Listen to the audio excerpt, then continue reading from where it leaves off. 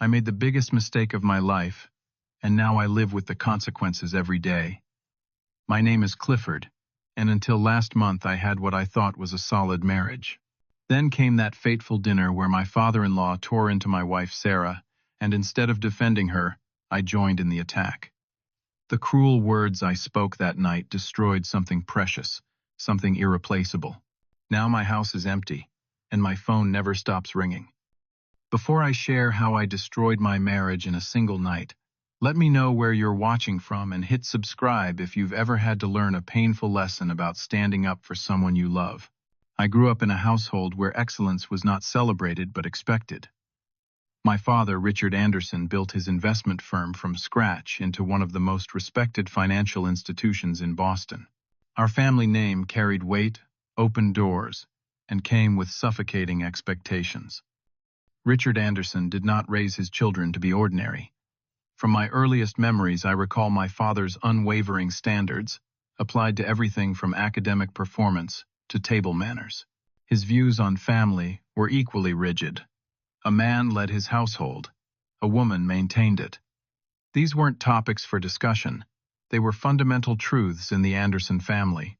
My mother, Margaret, never challenged these dynamics.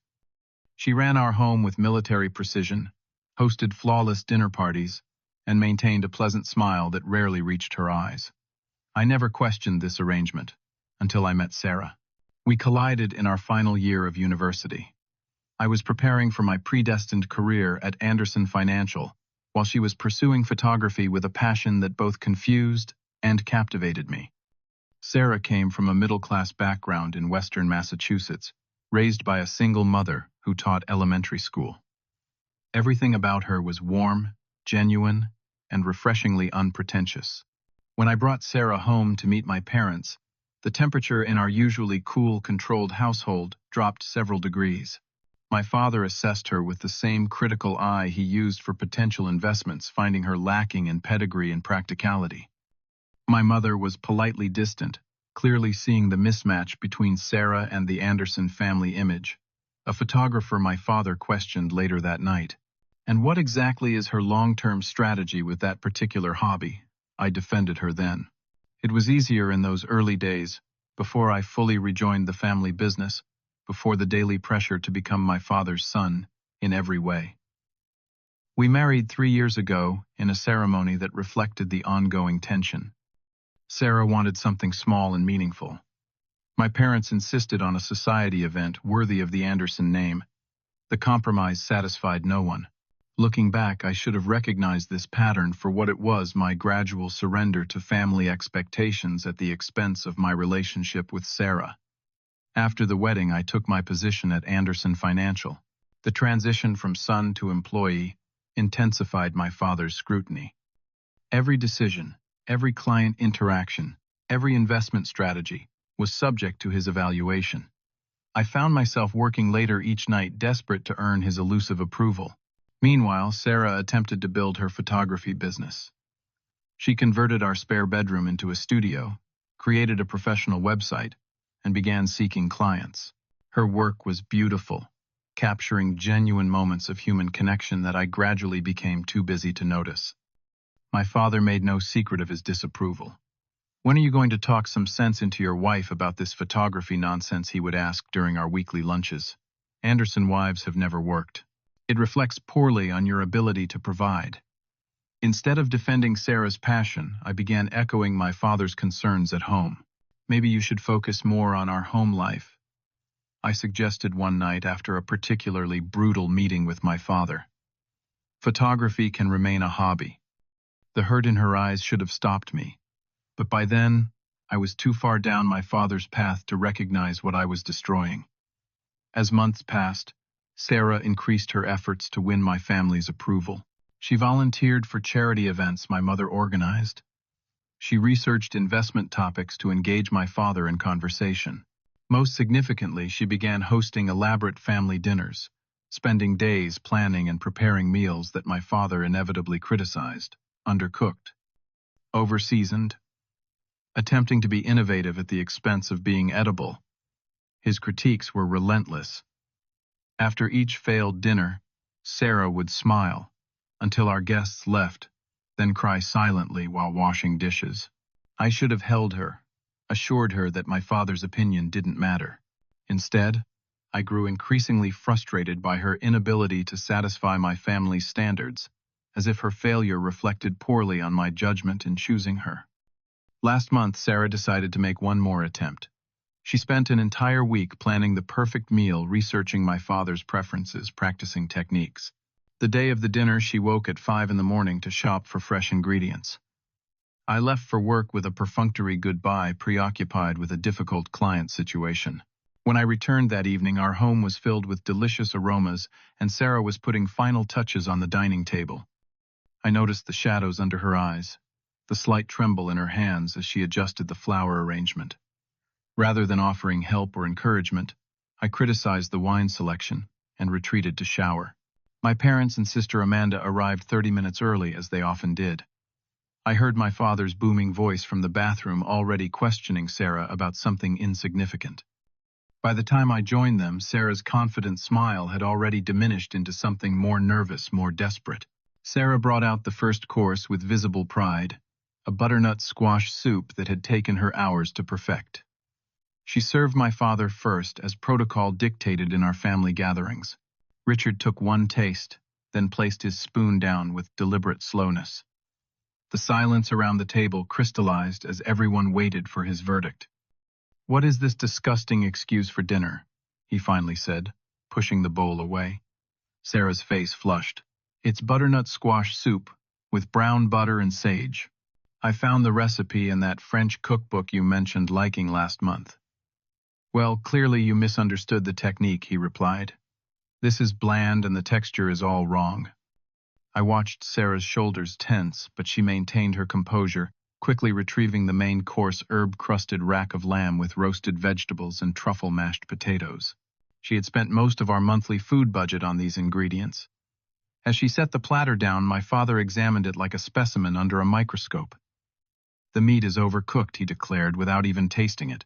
"I followed the temperature guidelines exactly," Sarah said, her voice smaller now. "The butcher assured me this was the finest quality. Women like you would have been sent packing in my house." My father snapped his patience, evidently exhausted. Useless, lazy, nothing but a burden. I saw my mother stare fixedly at her plate. My sister Amanda smirked slightly, always pleased when attention shifted away from her own failures. Sarah looked at me, her eyes pleading for defense, for the most basic act of loyalty. It was the moment that defined me, though I didn't recognize it then. I could have stopped everything with a simple statement of support. Instead, I chose my father's approval. "She only wants my name and my property," I said with a smirk that mirrored my father's. The betrayal in Sarah's eyes was immediate. She opened her mouth to speak, but I cut her off before she could respond. "Do not start crying now," I continued, the words flowing with shocking ease. "Maybe if you put half as much effort into this marriage as you do into feeling sorry for yourself, we would have a decent meal." Sarah went completely still. Not the stillness of calm, but the stillness of something breaking beyond repair. She slowly sat down at her place, her food untouched, her gaze fixed on the table before her. My father, emboldened by my participation, continued his assault. "And this house? Look at the state of it. Dust on the bookshelves, windows that need cleaning. What exactly do you do all day?" "Her so-called photography business," Amanda chimed in, "though I have yet to see any actual clients." "I had 3 client sessions this week," Sarah said quietly, her last attempt at self-preservation. "Photographing your friend's children hardly counts as professional work," I said, delivering the final blow to her dignity. For the remainder of the meal, Sarah said nothing. She sat with perfect posture, not a single tear falling, though I could see them gathered in her eyes. The conversation moved on to business matters, family gossip, as if the public execution of her worth had been nothing more than a slight interruption in the evening's entertainment. My family left without acknowledging Sarah. My father clapped me on the shoulder in a rare gesture of approval. "Good to see you finally establishing some boundaries," he said. After they departed, Sarah silently cleared the table and began washing dishes. I retreated to our home office, telling myself she was overreacting and would get over it by morning. When I finally came to bed hours later, her side was empty. I assumed she was sleeping in the guest room and felt irritation rather than concern. Dramatic, I muttered before falling asleep, unaware that I had just destroyed the most genuine relationship I would ever have. The next morning I woke to an empty house. No coffee brewing, no sound of Sarah's favorite morning playlist. Initially, I felt annoyance rather than alarm. Sarah occasionally visited her mother on weekends, though she typically mentioned such plans in advance. In the kitchen, I found a single sheet of paper on the counter with 5 words, "I deserve better than this." My first reaction was anger. After everything I provided for her, a mortgage on a house she could never afford, on her own financial stability that allowed her to pursue her impractical passion for photography, how dare she act so ungrateful? I called her cell phone ready to demand she return home immediately, but it went straight to voicemail. At work, my father was in unusually high spirits. "You seem to have finally gotten through to Sarah," he commented during our morning meeting. "It was about time you put her in her place." I nodded, accepting his approval, while ignoring the uneasiness growing in my stomach. Throughout the day, I sent several texts to Sarah, each more demanding than the last, all unanswered. When I returned home that evening, the house felt different. It took me several minutes to identify what had changed. Sarah's personal items were missing from the living room. Her favorite throw blanket, the collection of photography books, the small pottery pieces she had gathered from local artists. With growing panic, I rushed to our bedroom. Her closet was half empty, essential clothing items gone. On our dresser, where she normally left her wedding ring while showering, sat the platinum band I had placed on her finger 3 years ago. The first real jolt of fear ran through me. This was not a temporary retreat to nurse wounded feelings. Sarah had left. My phone rang, displaying Julia's name. Julia was Sarah's best friend since college, and the most outspoken critic of how my family treated her. "How could you do that to her?" Julia demanded when I answered. "Where is she?" I countered. "Somewhere safe from you and your toxic family," Julia replied. "Do you even realize what happened last night? Do you understand what you did?" "She overreacted to some dinner criticism," I said, though my conviction was weakening. "Criticism?" Julia's laugh was harsh. "Clifford, you sat there while your father called her useless and lazy. Then you joined in telling her she was worthless and only after your money. You humiliated her in front of your entire family. And this wasn't the first time." Hearing my actions described so bluntly made them impossible to rationalize. "I need to talk to her," I said. "She does not want to talk to you," Julia replied firmly. "She asked me to tell you she will contact you through a lawyer next week." "A lawyer?" The word landed like a physical blow. "This is ridiculous. We had an argument." "No, Clifford. You had an audience for your cruelty. Sarah had a husband who betrayed her in the worst possible way." After Julia hung up, I sat on our bed, the reality of the situation finally penetrating my defenses. On impulse, I opened Sarah's nightstand drawer, finding the journal she wrote in each night. I knew reading it was an invasion of her privacy, but I was desperate to understand how we had reached this breaking point. The entries chronicled the gradual erosion of our marriage.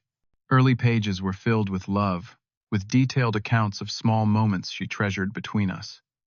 Then my father's influence began appearing more frequently. Clifford came home angry again after his meeting with Richard. Somehow it became my fault that his presentation wasn't well received. When did I become the target for his father's disapproval? More recent entries documented her increasing depression. "I spent 3 hours preparing dinner tonight." Clifford ate silently while checking emails, then mentioned his mother would have seasoned the chicken differently. "I wonder if he realizes he sounds exactly like Richard now." The final entry dated the morning of the disastrous dinner. "Today is my last attempt. If I cannot create a meal that satisfies his family, if Clifford will not stand by me against their criticism, then I need to face the truth. I have disappeared in this marriage. I need to find myself again, before there's nothing left to find." I closed the journal, my chest tight, with the first genuine regret I had felt in years. That night I slept alone in our bed, surrounded by echoes of Sarah's absence. The next morning, my mother called, surprising me. She rarely contacted me directly, usually relaying messages through my father. "You went too far," she said without preamble. "Sarah overreacted." I replied automatically, though with less conviction. No, my mother's voice was uncharacteristically firm. Your father went too far. You went too far. And I went too far by saying nothing, just as I have said nothing for 35 years. Her candor stunned me into silence. I sacrificed my voice to keep peace in this family, she continued. I watched my husband criticize and diminish every woman who entered our sphere of influence. I stood by while he did the same to you, molding you into his image. But watching you become him, watching you treat Sarah the way he treated me, I cannot remain silent anymore. Mom, no excuses, Clifford. You have a choice now that I never allowed myself to make. You can be your father's son, or you can be your own man and try to save your marriage, but you cannot be both. A week passed, with no contact from Sarah. Through mutual friends, I learned she had quit her job at the local photography studio and moved to Chicago, where her cousin lived. The distance felt deliberate, a clear message about how far she needed to go to escape what our marriage had become. My father's attitude shifted from approval to irritation as word spread about our separation. This family drama is becoming a distraction, he complained during a partners meeting. Several clients have asked about Sarah's absence from the charity gala. Fix this situation.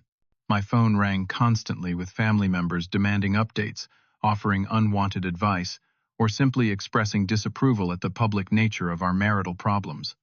No one asked how Sarah was doing. No one questioned whether she had been treated fairly. I wrote Sarah a letter pouring out my regret and shame, acknowledging how I had failed her as a husband and partner. I sent it to Julia, hoping she would forward it to Sarah. 3 days later, I received an email from a law firm representing Sarah in our divorce proceedings. The letter remained unacknowledged. Seeing our marriage reduced to legal terminology was a shock I hadn't prepared for. Property division. Spousal support considerations. Grounds for dissolution, citing emotional cruelty and abandonment. The clinical language couldn't capture what had been lost: the way Sarah laughed with her whole body, her patience with my moods, her genuine curiosity about everything and everyone she encountered. I contacted Julia again, nearly begging for a chance to speak with Sarah directly. She loved you completely, Julia said after listening to my pleas. Even when your family treated her like an intruder, even when you began treating her the same way, she defended you to everyone who could see what was happening. She kept believing the man she fell in love with was still in there, somewhere buried under your father's expectations. I need to make this right, I insisted. Sometimes, Clifford, things break in ways that cannot be repaired. You chose your father over her every day for years. The dinner was just the final confirmation of where your loyalty truly lies. Her words hit with the force of absolute truth. I had prioritized my father's approval over my wife's happiness, security, and sense of self-worth. I had sacrificed the person who truly loved me to please someone who saw love as a transaction, as something to be earned through performance and obedience. I started therapy the following week, beginning the difficult work of understanding how I had allowed myself to become a vehicle for my father's cruelty. I confronted him about the toxic dynamic he had created, which resulted in him questioning my loyalty and commitment to the family business. For the first time in my life, I chose a different path than the one he prescribed. I resigned from Anderson Financial, ignoring his threats about disinheritance. My mother, in a move that shocked the entire family, supported my decision publicly. Through social media, I discovered Sarah had established her photography business in Chicago. Her website showcased stunning portraits and event photography, each image reflecting the genuine warmth and connection that defined her approach to life. She looked different in her professional biography photo, more confident, her smile reaching her eyes in a way it had stopped doing in our final months together. I did not contact her again after seeing this. Some apologies come too late, and some damage cannot be undone. The best I could do was learn from my catastrophic failure and ensure I never repeated it. The hardest lesson was realizing how quickly you can lose someone when you take them for granted, how easily you can destroy something precious by prioritizing the wrong things. I had valued status over compassion, appearance over authenticity, and my father's approval over my wife's heart. I moved to Seattle last month, as far from Boston as I could reasonably go while remaining in the country. I found work at a smaller financial firm where my family name meant nothing. I purchased a modest apartment with windows that face the water, where I am learning to live with the consequences of my choices. Have you ever realized too late that you hurt someone you truly loved? Share your story in the comments below. If this story resonated with you, please like and subscribe to the channel. Share this video with someone who might need to hear that the people we choose to stand beside matter more than the approval we chase from those who never truly see us. Thank you for listening to my story, and remember, sometimes our greatest regrets become our most important lessons.